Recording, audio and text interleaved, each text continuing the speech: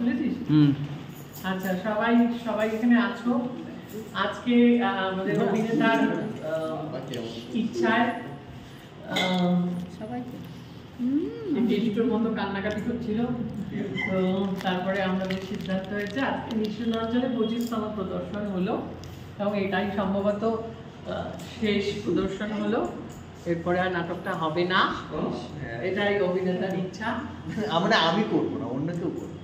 তুই কাকে দিয়েছিস? তুমি যদি বিদেশে এটা পাও সুযোগ সুবিধা না দিলে আমি নিজের নাম ডিরেকশন থেকে সরিয়ে নিলাম।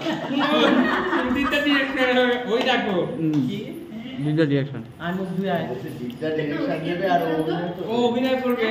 তো দিব্যেন্দুদা ডিরেকশন কাকি হবে কি হবে না এখন বলা যাচ্ছে না, হতেও পারে যদি হয়।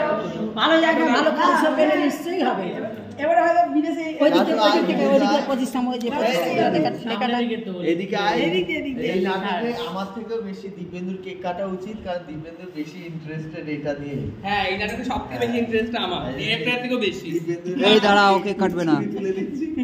ডিরেক্টর আসো, আমাদের তিনজনারই আসো আসো।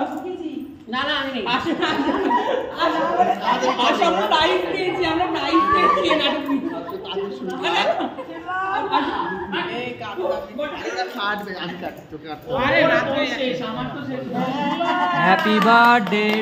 এই হ্যাপি বার্থডে কি হ্যাপি নিশ্চুল অঞ্চল, হ্যাপি নিশ্চুল অঞ্চল।